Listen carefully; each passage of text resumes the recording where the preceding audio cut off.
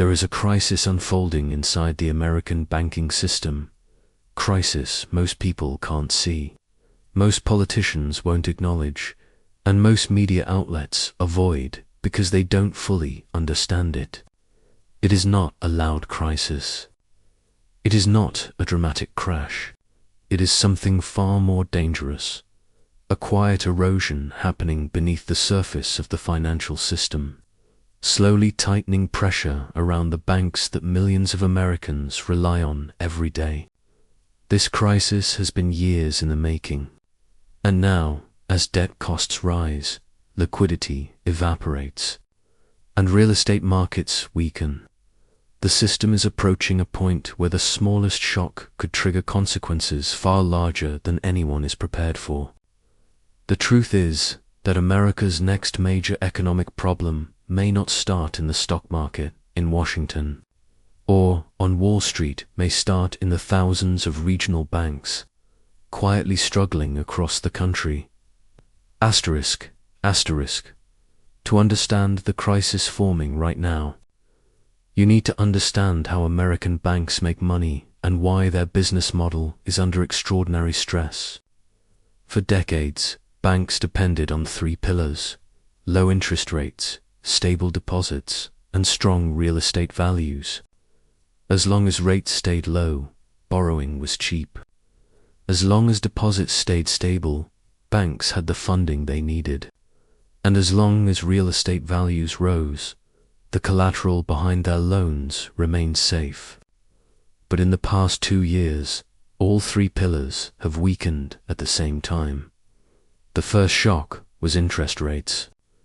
To fight inflation, the Federal Reserve raised rates faster than at any point in modern history. What looked like a simple policy decision on paper became a financial earthquake for banks across America. When rates rise quickly, two things happen inside banks.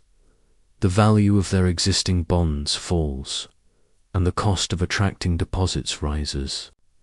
Banks that bought long-term bonds at low yields suddenly found themselves holding assets worth far less than what they paid. And because customers could now earn higher interest elsewhere, banks had to raise rates on deposits or risk losing them. This double pressure, falling assets and rising liabilities, created massive, unrealized losses across the banking system. This is exactly what caused the collapse of Silicon Valley Bank, Signature Bank, and First Republic. But those banks were not isolated cases. They were simply the first to fall. Behind them, hundreds of regional banks hold similar losses, tied not just to bonds, but to commercial real estate, an even bigger problem lurking in the shadows. Commercial real estate in the United States is facing its most severe downturn in decades. Remote work permanently reduced demand for office space. Shopping behavior shifted. Downtowns emptied out. Cities like San Francisco, Chicago, and New York now suffer office vacancy rates not seen since the early 1990s, and every empty building is more than a symbol of economic change. It is a financial bomb sitting on bank balance sheets. Regional banks hold more than 70% of all commercial real estate debt in America. When office buildings lose value, banks lose collateral. When banks lose collateral, they lose stability. And when stability disappears, even a small liquidity problem becomes a solvency problem.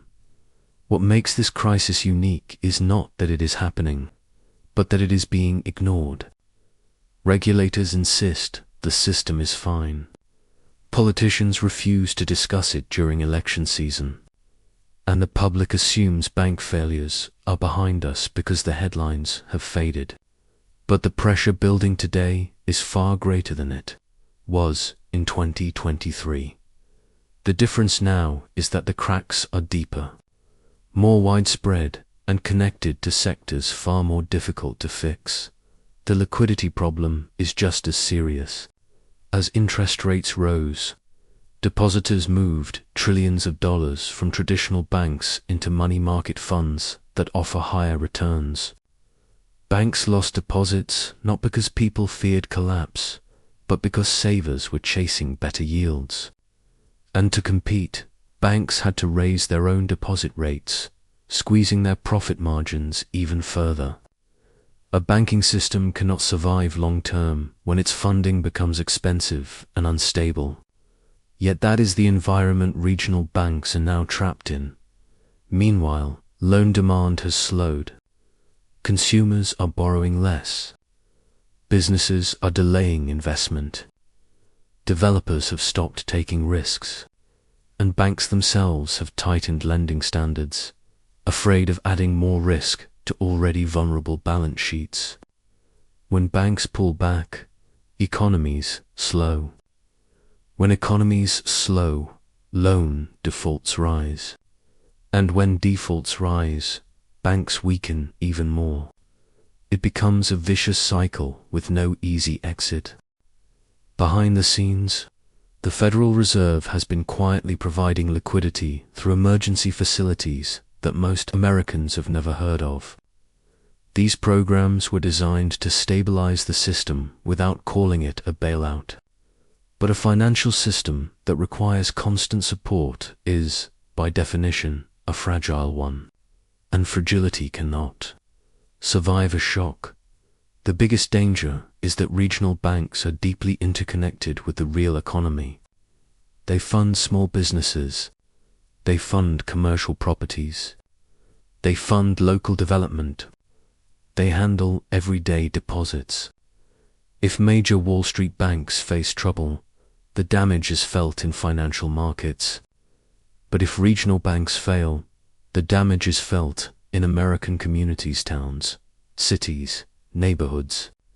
These banks are not too big to fail. They are too many to save. The question is not whether more banks will fail. Some already stand on the edge.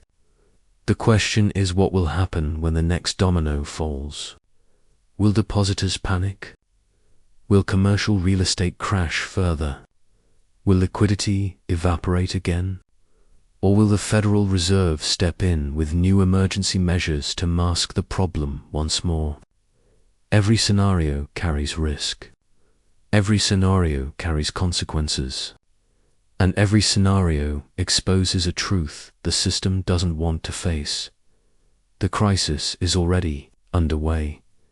Most financial disasters become visible only after they are impossible to ignore. Before that, they grow quietly hidden behind balance sheets, reassurances, and temporary fixes. The American banking system is entering that phase right now. It is not collapsing. It is weakening. And a weakened system can break under far less pressure than people expect. The United States will not lose its banking system, but it will face a reckoning with how that system functions. There will be consolidation. There will be failures.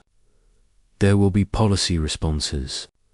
And there will be long-term consequences that reshape how money flows through the economy. If the early signs unfolding now continue into 2025, America could face a banking landscape very different from the one it has known for generations. Asterisk, asterisk. This is Global Collapse Report. Subscribe for clear data-driven analysis that cuts through the noise. A hidden crisis is still a crisis, and the sooner you understand it, the better prepared you'll be for whatever happens next. Asterisk, asterisk.